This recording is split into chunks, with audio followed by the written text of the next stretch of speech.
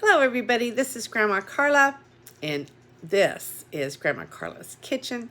It's not the cleanest right now, but it's getting close to Christmas, so I wanted to put some nice little Christmas stories out there for you to look at and read, and I'm going to show you the book while I read it, because these are books that I found on the Internet Archive. A lot of these books I don't have around my house, but thankfully, someone has preserved them on the Internet Archive, so I can still read them to you.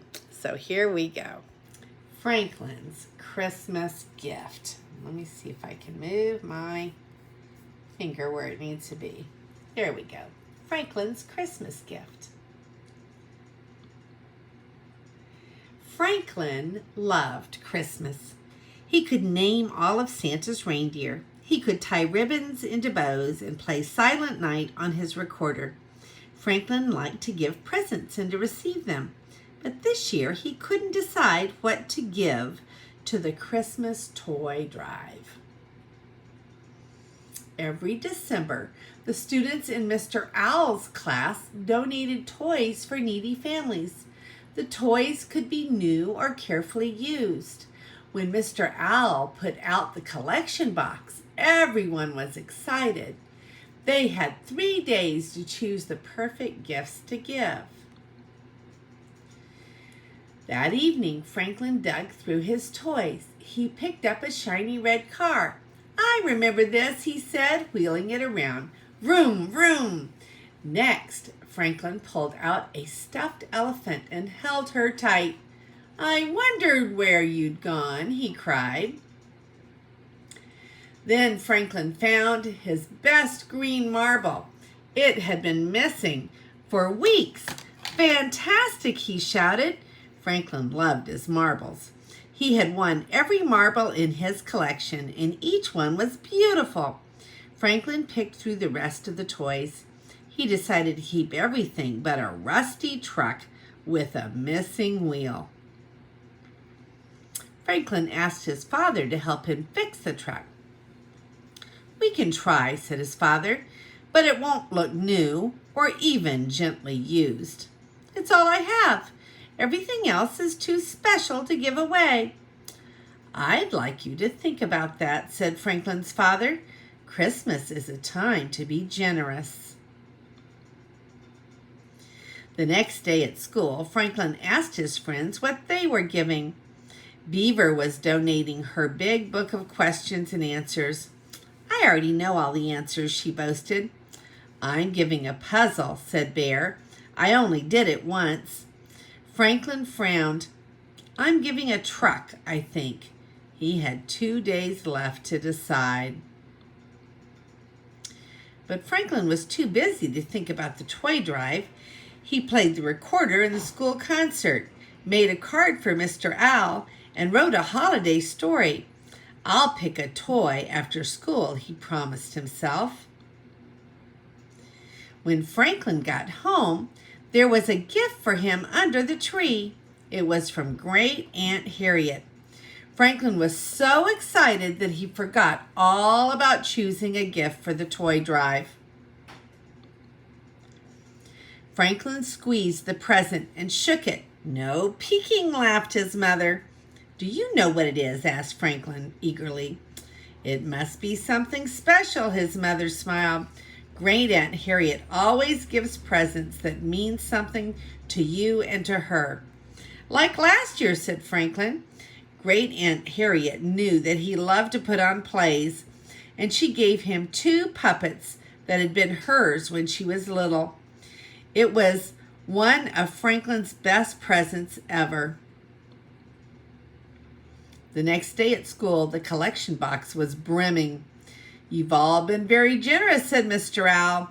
"Do you know that your gift might be the only one someone receives this holiday?" Franklin gulped. He'd never thought about that. He had to bring a present tomorrow. Franklin raced home after school and looked through his toys again. Somebody else might love Elephant, but she was worn from so much hugging, and Franklin wasn't sure that the red car went fast enough. Franklin was upset. At first, all of his toys had seemed too special to give away. Now nothing seemed special enough. Franklin played with his puppets and thought about how great Aunt Harriet chose her gifts. The best presents are special to give and to receive, he whispered. Then Franklin saw his marble collection, and he knew that the marbles were special enough for the toy drive. Franklin polished them and put them into a soft purple bag. He wrapped the present and made a gift tag that read, "These are lucky marbles.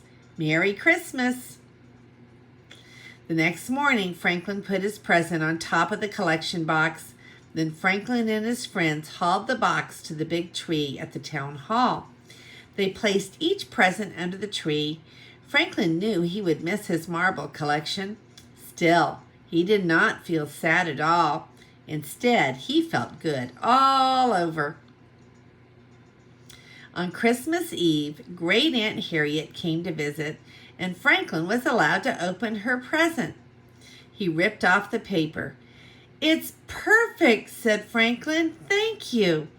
Great Aunt Harriet beamed. She had made a stage for Franklin's puppet shows. "Now open yours," Franklin insisted. Great Aunt Harriet unwrapped her gift, slowly and carefully. Inside was a play written by Franklin and dedicated to her. "This is my best Christmas present ever," said Great Aunt Harriet.